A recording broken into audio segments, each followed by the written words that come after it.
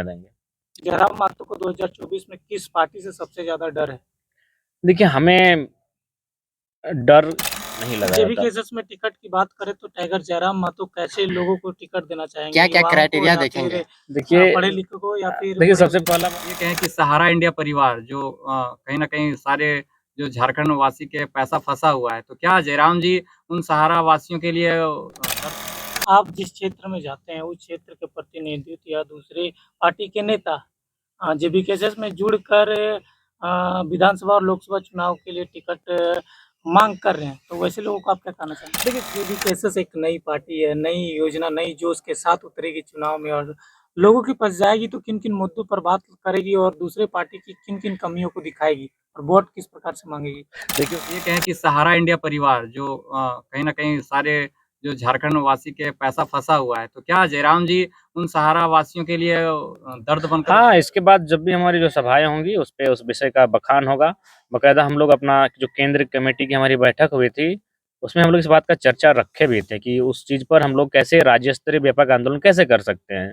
चूँकि ज़ाहिर-सी बात है सहारा चूँकि राज्य से हट के विषय है, वो केंद्रीय विषय है, तो उस पर हम लोग कैसे आंदोलन कर सकते हैं, इस पर हम लोगों ने चर्चा किया है और जल्द ही एक निष्कर्ष के साथ हम लोग उनके आंदोलन में समर्थन या फिर कहिए योगदान देने के लिए हम लोग शरीक होंगे। आप जिस क्षेत्र में जाते हैं उस क्षेत्र के प्रतिनिधित्व या दूसरे पार्टी के नेता जेबी केसेस में जुड़कर विधानसभा और लोकसभा चुनाव के लिए टिकट मांग कर रहे हैं, तो वैसे लोगों को आप क्या कहना चाहेंगे? देखिए, कोई फ़ायदा नहीं है, अगर वो स्वार्थ के लिए आए तो हमारे पास स्वार्थ कोई जगह ही नहीं रहेगा क्योंकि हम लोग सबसे पहला कोर्ट एफिडेविट यही बनवाएँगे। उसके लिए हम लोग भी लीगली तरीके से चर्चा कर रहे हैं कि जो हमारे दल से राजनीतिक नेतृत्व करने के लिए जाएँगे, उन्हें अपना जो पेमेंट भी आएगा, उस वो जनता के फंड में देंगे। जयराम मातो को 2024 में किस पार्टी से सबसे ज़्यादा डर है? देखिए, हमें डर किसी पार्टी से नहीं है, हम लोगों का अलग विचारधारा, हमारी अपनी आइडियाज़ हैं और हम लोग चुनाव किसी से डर के नहीं, अपने हिम्मत के साथ लड़ेंगे। लेकिन जयराम महतो का ये बात का डर तो होगा ना कि अगर सबसे ज्यादा सांसद बीजेपी के पास है तो उससे कैसे हम टैकल करें? हाँ, उसके टैकल करने के लिए हमारे पास स्ट्रेटजी, रोड मैप, प्लानिंग सारी चीज़ें ड्राफ्टिंग हो रही है और जस्ट 2 महीना पहले वो हमारी सभाओं के माध्यम से जब संबोधन होगा, तो हमारे वक्ताओं के उद्घोष के साथ ही आपको स्पष्ट हो जाएगा कि केंद्र से टकराने के लिए हमारे पास कौन-सा ट्रम्प कार्ड है या फिर हमारे पास क्या विषय है। तो अब हम कह सकते हैं कि जयराम महतो अब नेता बन गए, आंदोलनकारी या छात्र नहीं रहे? देखिए, सबसे पहली बात, अगर कोई बाप बनता है तो इसका मतलब ये नहीं कि वो बेटा नहीं रहता है। पहला बात कन्फ्यूज़ को आप लोग मीडिया बंद दूर करें। चलिए मान के चलिए अभी सी बात आप बाप बन गए हैं, तो क्या ये बेटा हैं कि नहीं? हम एक सवाल आपसे पूछते हैं। ये बेटा हैं किसी के? बेटा अब आजीवन रहेंगे। तो ठीक उसी प्रकार हम लोग नेता बनेंगे तो इसका मतलब ये नहीं कि आंदोलनकारी नहीं रहेंगे। आंदोलन के साथ हम लोग नेतृत्व करेंगे। तो ऐसा नहीं है, परिवर्तन संसार का नियम है, परिस्थितियों ने हमें यहाँ तक लाया है। बाकी धनबाद का वो रणधीर वर्मा का चौक मुझे अभी भी याद आता है, 50 गो लड़का था गिन-चुन के। डरा सहमा सब था कि कोरोना का प्रोटोकॉल चल रहा है, पुतला दहन करेंगे तो क्या होगा, कहीं हम लोग को कहीं पकड़ ना ले पुलिस। तो 50 लड़कों की भीड़ के साथ हम लोग आगाज़ किए थे, आज करोड़ों तक पहुँचे, इस बात का हमने सपने में भी अंदाज़ा नहीं लगाया जेबी था। केसेस में टिकट की बात करें तो टाइगर जयराम मातो कैसे लोगों को टिकट देना चाहेंगे? क्या क्या युवाओं को क्राइटेरिया या देखेंगे? फिर देखिए पढ़े लिखे को या फिर देखिए बड़े सबसे पहला बात तो युवा तो मैक्सिमम हमारी प्राथमिकता इसलिए रहेगी कि अब बुजुर्गों को आशीर्वाद देने का समय है, वे हमें आशीर्वाद देंगे और बाकायदा बुजुर्ग भी तैयार हैं हमें आशीर्वाद देने के लिए।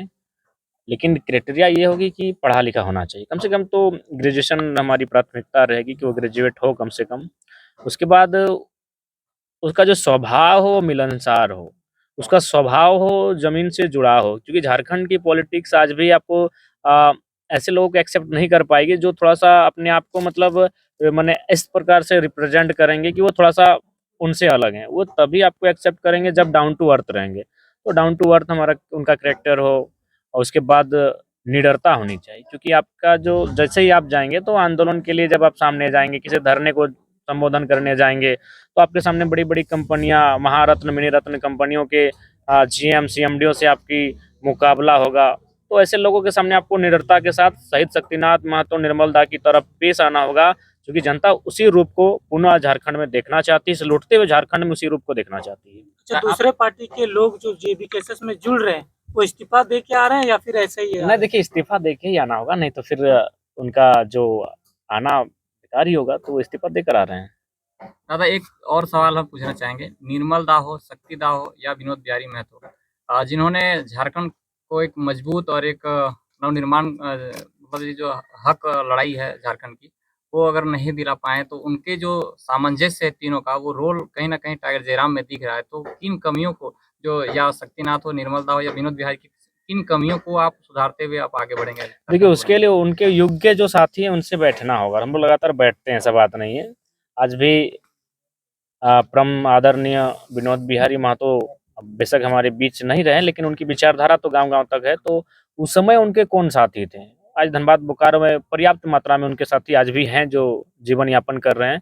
तो हम लोग उनकी कि उनसे माने क्या त्रुटियां रहीं, क्योंकि स्वाभाविक बात है जिस पार्टी की स्थापना अ, पितामह ने की थी, आज उसमें कहीं न कहीं उनका तस्वीर तक नहीं है, उसका नाम, उनके नाम तक का ज़िक्र नहीं है। तो कुछ कमियाँ कहाँ रही, क्या त्रुटियाँ रही, तो हम लोग इतिहास की पुनरावृत्ति को ना दोहराई जाए, उन गलतियों से हम लोग सबक कैसे लेंगे, या तो उन्हीं के जो बैचमेट हैं उनसे हम लोग इस बात की चर्चा करते हैं कि बाबू से आखिर कहाँ क्या इश्यू हुआ था कि आज उनका लोग माने उसी पार्टी को जिसको उन्होंने जन्म दिया है, आज कहीं न कहीं उनका स्थान तक नहीं मिल पाता है, जो कि काफ़ी खेद का विषय है। जयराम महतो हमेशा महिलाओं की बात करती है। जो आंदोलन 2 साल से हुआ, हमें महिलाओं का यहाँ भूमिका, तो आपको जो टिकट का कितना भूमिका होगी, महिलाओं को क्या जगह मिलेगा? निश्चय ही जगह मिलेगा, चूँकि आधी आबादी को आप दरकिनार करके आगे नहीं बढ़ सकते हैं। अगर आप आगे बढ़ते हैं तो ये कहीं न कहीं आपकी चूक होगी, आपकी भूल कितना होगी। परसेंट अब देखिए महिलाओं को परसेंटेज की नहीं, अभी चूँकि आप भी जानते हैं कि झारखंड की जो हमारी माताएँ हैं, बहनें हैं, थोड़ा-सा माने संकुचित स्वभाव की हैं, संकोच करती हैं। उनके चूँकि आस-पास का जो वातावरण है उनमें पुरुषों की संख्या जब ज़्यादा रहती है, उसके बाद थोड़ा-सा परहेज़ और संकुचन टाइप का उनका स्वभाव है। तो मुझे लगता है धीरे-धीरे जैसे ये आंदोलन और इस पॉलिटिक्स की नई विचारधारा का सृजन होगा, उदय उदय होगा, ये गतिशीलता के साथ आगे बढ़ेगी, तो उनका व्यवहार में भी, पॉलिटिकल व्यवहार में थोड़ा-सा बदलाव आएगा। उसके बाद धीरे-धीरे वो मैक्सिमम संख्या तक भी पहुँचेंगे। दादा अभी सारठ के लोग आपसे मिलने आए, वहाँ पर एक मामला था कि सारठ के विधायक बहुत ज्यादा मीडिया में आके कुछ बोल रहे थे, बौखलाहट ज्यादा दिख रही थी। आप सारठ के लोगों से आके मिले, क्या कुछ उनका लिए? देखिए ये तो मेरे लिए सौभाग्य और गर्व का विषय है कि एक विधायक जो पूर्व में मंत्री रह चुके हैं, उनके मुखारबिंद से मेरी आलोचनाएँ सुनने को मिली। तो वो आलोचना नहीं है, वो मेरी उपलब्धि है। तो इसके लिए मैं अपने आप में गौरवान्वित महसूस कर रहा हूँ, और निश्चय ही महोदय के सवाल का उत्तर मैं अपने गृह क्षेत्र में क्यों दूँ? ये तो मेरा गढ़ है, ये मेरा घर है। मेरा अंदाज़ कुछ अलग ही होता है, हम जवाब उनको सारठ में घुस के देंगे। क्या चुनौती स्वीकार है? हम रिपीट करना चाहेंगे कि वह धनुष ही क्या जिसकी प्रत्यंचा में ठनकार ना हो, वह घुंघरू ही क्या जिसमें झनकार ना हो, और वो कर्जा ही क्या जिसे चुकाने में आभार ना हो, और वह चुनौती ही क्या कहिएगा रणधीर सिंह से जो 2024 में स्वीकार ना हो। अच्छा, जेबीकेएसएस एक नई पार्टी है, नई योजना, नई जोश के साथ उतरेगी चुनाव में और लोगों के पास जाएगी तो किन-किन मुद्दों पर बात करेगी और दूसरे पार्टी की किन-किन कमियों को दिखाएगी और वोट किस प्रकार से माँगेगी? देखिए उसके लिए आपको मेरा कम से कम 3-4 घंटे का इंटरव्यू लेना होगा। अच्छा ये बताइए बूथ लेवल वाला काम कंप्लीट हुआ? जी बहुत सारे प्रखंड में और बहुत सारे विधानसभा क्षेत्रों में बूथ लेवल का काम कंप्लीट हो चुका है, और हम लोग धीरे-धीरे निश्चय ही बहुत जल्द मैक्सिमम जिलों तक पहुँच जाएँगे। आपके बहुत सारे कार्यकर्ता कहते हुए नज़र आ रहे हैं कि आपका ग्रेडी लगभग कन्फर्म हो गया है, सही बात है?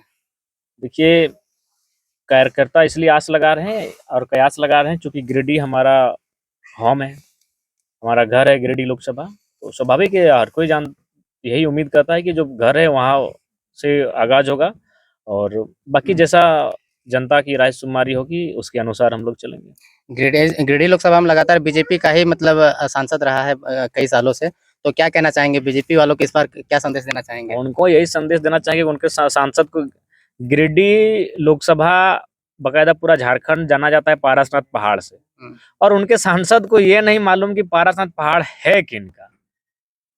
तो फिर वैसे लोगों को यहाँ से नेतृत्व करने का अवसर देना कहीं न कहीं जनता की भारी भूल होगी। दादा एक अंतिम सवाल लेना चाहेंगे आपके जन्म दिवस पर। एक सवाल हम पूछना चाह रहे हैं कि जयराम कुमार महतो का सफर टाइगर जयराम महतो के बनने की कहानी थोड़ा सा बताएं। नहीं, ये टाइगर तक का सफर तो मेरा पैदाइशी है। टाइगर नाम मिला है हमको उछल कूद के कारण। आप अभी भी देखते हैं कि नहीं, 4 गो गाड़ी खड़ा करके उछल कूद कर देते हैं, छत के ऊपर से कूद जाते हैं। तो ये मेरा स्वभाव रहा है। देखिए इसको लोग नेगेटिव ना ले। अच्छा एक बात बताइए, माननीय सुदेश जी अगर अपने आप को फिट करने के लिए सुबह फुटबॉल खेलते हैं तो कोई गुनाह करते हैं? नहीं करते हैं। मेरी भी नज़र में नहीं करते हैं, उनकी हॉबी है, खेले। अगर माननीय नरेंद्र मोदी अगर सुबह जिम करते हैं या फिर वॉक करते हैं, योगा करते हैं अपने आप को दुरुस्त रखने के लिए, तो कोई गुनाह थोड़ी करते, करें। मैं भी इसकी कोई आलोचना नहीं करूंगा। अगर माननीय मुख्यमंत्री श्री हेमंत सोरेन अगर सुबह उठ के कसरत करते हैं तो कोई आपत्ति थोड़ी करते, करें। तो ठीक उसी प्रकार मेरा कसरत ही है कूदना भैया, सुनिए पहली बात।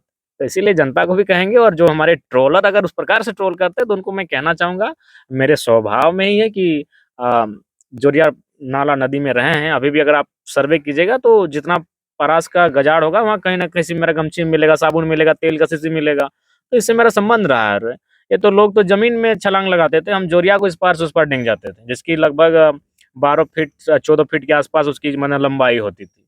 तो ये स्वभाव रहा है मेरा। अगर वो टाइगर आज कहीं ना कहीं देखेंगे तो जहां भी जाते हैं एक मतलब बौखलाहट सा हो जाता है कहीं पे भी। अब जहां पे भी जाते हैं अधिकारी हो, पदाधिकारी हो, देखिए नेता एक हो, बात मंत्री हो, ये बताइए, बौखलाहट अगर क्यों होती है? अगर वहाँ बौखलाहट नहीं होगी फिर टाइगर नाम हमें क्यों दिया गया है? जिसने भी दिया होगा सोच समझ के दिया होगा, या फिर हो सके उस व्यक्ति में भविष्य देखने मैंने भविष्य का अनुमान लगाया होगा, या फिर वो भविष्य का ज्ञानी होगा, एस्ट्रोलॉजर होगा। जिसने मेरा नाम टाइगर रखा है वो कहीं ना कहीं बहुत दूरदर्शी सोच का व्यक्ति होगा। उसको पता था कि इस बंदे का नाम अगर टाइगर होगा, इसकी जहाँ एंट्री होगी, जहाँ हमारी एंट्री होगी वहाँ अच्छे अच्छे लोगों का वट लगने अगर ये वाला है। बता दीजिए कि टाइगर का मतलब कौन रखे हैं इनका ये नाम? देखिए हमको भी आभास नहीं है, सच बोल रहे हैं। लोग टाइगर टाइगर बुलाते थे। अब हो सके मतलब मुझे ये बात याद है कि क्रिकेट के मैदान में जब हम डाइव लगाकर कैच पकड़ते तो मेरा ये कट जाता था, यहाँ कट जाता था। एक बार तो रोड में मतलब बॉल गई तो रोड से उड़ के ऐसे करके बॉल को ग्राउंड में वापस ले आए थे। तो उसमें कौन रखा, किसने नाम रखा, ये आइडिया नहीं है। लेकिन ये किस्सा, ये कहानी बहुत पुरानी लेकिन है। ये कहते हैं कि 2024 आने दो, टाइगर टाइगर चूहा बन जाएगा।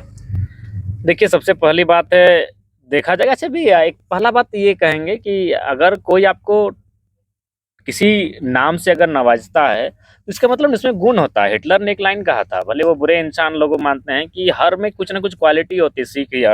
चाणक्य ने भी एक बड़ा ही सुंदर श्लोक लिखा था, अगर मुझे शायद पूरा याद नहीं, कि एक सिंह से एक वकन से अरु मुर्गा ते चारी काक पच सट स्वान ते गरदब दे कुन तारी। यानी सब में कुछ ना कुछ क्वालिटियां होती हैं। शेर से कुछ सीखिए, बगुले से एक गुण ये सीखिए कि वो ध्यान को केंद्रित रखता है। तो चूहा अगर कोई बोल रहा है तो बुरा क्या है? चूहा से गुण सीखना चाहिए। सबसे छोटा आदमी है लेकिन काटने में सबसे तेज होता है। अच्छा, लास्ट सवाल बोल के खत्म करना चाहते हैं। 14 लोकसभा सीट में 11 लोकसभा देखा जाए तो 11 लोकसभा सीट भाजपा का है।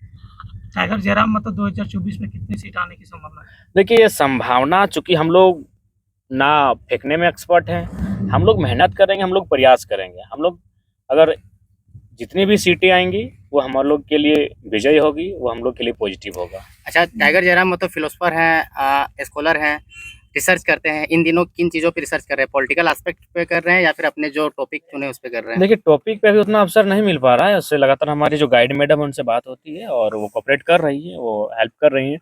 बाकी 2-3 साथी हमारे ऐसे हैं जो यूपीएससी की तैयारी करते हैं, वो भी हमारे हमसे थोड़ा-सा हमारे जो रिसर्च है उस पर हमारा हेल्प कर रहे हैं। हम फिलहाल अभी पॉलिटिकल एस्पेक्ट पर ही रिसर्च कर रहे हैं कि कैसे इस राज्य को बेहतर बनाया जा सके, क्योंकि हम लोग सीरियस ले चुके हैं और हम लोग नहीं चाहेंगे कि ओल्ड पॉलिटिक्स को दोहराया जाए, उसी पुनरावृत्ति को दोहराया जाए, करने-धरने कुछ नहीं, क्योंकि आइडियाज़ नहीं उनके पास। तो हम लोग कुछ करना चाहते हैं, तो इसलिए हम लोग उस पर रिसर्च कर रहे हैं। विशेषकर सबसे बड़ा मुद्दा क्या है आज के डेट में आप ही जानते हैं, रोज़गार। कैसे मैक्सिमम हो सकता है, उस पर हम लोग चिंतन मंथन गहन कर रहे हैं और मुझे लगता है कि अगर हम लोग को मौका मिलेगा तो हम लोग बेहतर करेंगे। मतलब उम्मीद करें 24 में धूम बिल्कुल बेहतर मचेगा। करेंगे। इसलिए जहाँ तक मेरी जानकारी है, गिरिडीह लोकसभा में अभी तक यहाँ के मूल निवासी सांसद नहीं बन पाए हैं। तो क्या लगता है इस बार मूल निवासी बन पाएंगे? देखिए अब मतलब गिरिडीह लोकसभा के गिरिडीह, अंतर्गत हाँ, अंदर, हाँ। देखिए मुझे लगता है शायद एक बार कोई तो बना होगा इतिहास में, ऐसा तो नहीं गिरिडीह मुझे लोकसभा में। जानकारी है कोई बना होगा, जहाँ तक ये हम रविंद्र पांडे नहीं है, नहीं बना नहीं बना। खैर रविंद्र पांडे तो इस राज्य के ही नहीं है। रविंद्र पांडे भी नहीं थे, टेकलाल महतो भी नहीं हाँ थे, वो विनोद मांडू बिहारी से भी आते नहीं थे, विनोद बाबू भी मतलब टुंडी से यहाँ के आते जो थे। मूल मतलब अच्छा निवासी मैंने आपके कहने का तात्पर्य है कि गिरिडीह में उनका लोकसभा का नहीं। वोटर, हाँ हाँ। मैंने गिरिडीह में वो स्वयं को वोट मैंने उनका इस विधान निवास लोकसभा होना, का हाँ नहीं। ऐसे 6 विधानसभाओं में उनका गांव होना। अच्छा ये आपकी बात। तो देखिए हाँ एक सरफराज अहमद करके थे, शायद उनका, खैर वो तो अलग विषय है। लेकिन आपका सवाल का जहाँ तक उत्तर है कि मतलब आपके कहने का सीधा तात्पर्य है कि जयराम महतो यहाँ से जीतेगा कि नहीं। ठीक है, घुमा के मत पूछा जाए। तो देखिए ये तो आप तय कीजिएगा, जनता तय करेगी और मुझे लगता है कि जनता हमारे साथ है, हम लोग बेहतर रिजल्ट करेंगे। दादा ऊपर घाट से हमारे कुछ साथी आए हुए हैं, हम भी ऊपर घाट से आए हुए हैं। तो आप गिरिडीह लोकसभा के अगर आप सांसद बनते हैं तो ऊपर घाट के विकास का रोड मैप आपका क्या होगा? देखिए, मेरा मानना है ऊपर घाट कहीं न कहीं एक ऐसा क्षेत्र है जो नावाडी प्रखंड से काफ़ी विमुख है। नावाडी प्रखंड में होने के बावजूद भी वहाँ कुछ सुख सुविधाएँ नहीं हो पाती, इसीलिए हमारी प्राथमिकता होगी कि वहाँ 9 पंचायतों का माने बेहतर बनाने के लिए सबसे पहले वहाँ की जो शैक्षणिक व्यवस्था है उसे बेहतर बनाया जाए, क्योंकि आज भी वो ग्रामीण, सुदूर पहाड़ी क्षेत्र, जंगल के क्षेत्र में होने के कारण थोड़ी-सी शैक्षणिक व्यवस्था कहीं न कहीं थोड़ी-सी उम्मीद के मुताबिक नहीं है। अतः एक बेहतर अ विद्यालय की स्थापना की जाएगी, क्योंकि वहाँ के लोग जब नावाडी तक आते हैं या फिर बेरमो की ओर जब स्वास्थ्य के लिए माने जाते हैं, भागम-भंग काफ़ी ज़्यादा हो जाती है, समय का भी नुकसान होता है, तो एक बेहतर अस्पताल की उनके व व्यवस्था हो। और उसके बाद जहाँ तक सवाल है कि रोज़गार तो खैर उस क्षेत्र में कोलियरी बेल्ट होने के कारण थोड़ा बहुत मिल ही जाता है, लेकिन अगर कुछ त्रुटियाँ रहेंगी और कमी रहेंगी, तो उस क्षेत्र में जो माने ऐसी ज़मीनें को हम चिन्हित करेंगे जहाँ कृषि की योग्य नहीं रही हो, क्योंकि कृषि योग्य भूमि को हम लोग किसी प्रकार में डैमेज नहीं करेंगे। तो लोगों की रजामंदी के हिसाब से हम लोग अगर लीज़ भी करेंगे तो बाकायदा एग्रीमेंट हम लोग का बहुत सुंदर होगा, स्पष्ट होगा। 30-21 साल का ही लीज़ होगा। और दूसरी बात क्या होगी कि उसमें ये प्राथमिकता होगी कि जिनका, जैसे कि मान के चलिए अभी टाटा का स्थापना टाटा ने किया था, उनके पूर्वज ने किया था जो भी थे। आज भी उसका मालिक कौन है? उसी के वंशज के लोग हैं। तो जो ज़मीन देगा निश्चय ही उसका एक गाइडलाइन होगा कि जब तक वहाँ कार्य रहेगा, जब तक वहाँ इमारत रहेगी, उसका जो शेयर रहेगा या फिर जो उसका नियोजन रहेगा, उस परिवार को हमेशा रहेगा जिस परिवार को ज़मीन लिया जाएगा। बीते 2 दिन पहले झुमरा पहाड़ में एक पूर्व वार्ड सदस्य का हत्या हो गया था। इस विषय में क्या कहना देखिए, हम चाहेंगे? तक तो जानकारी नहीं है। अगर ऐसा हुआ है तो हम संवेदना प्रकट करते हैं, हम शोक प्रकट करते हैं और उस क्षेत्र के जो प्रशासन है उनसे माँग करते हैं कि इस पर त्वरित कार्रवाई करें। चलिए, ठीक। धन्यवाद, जोहार।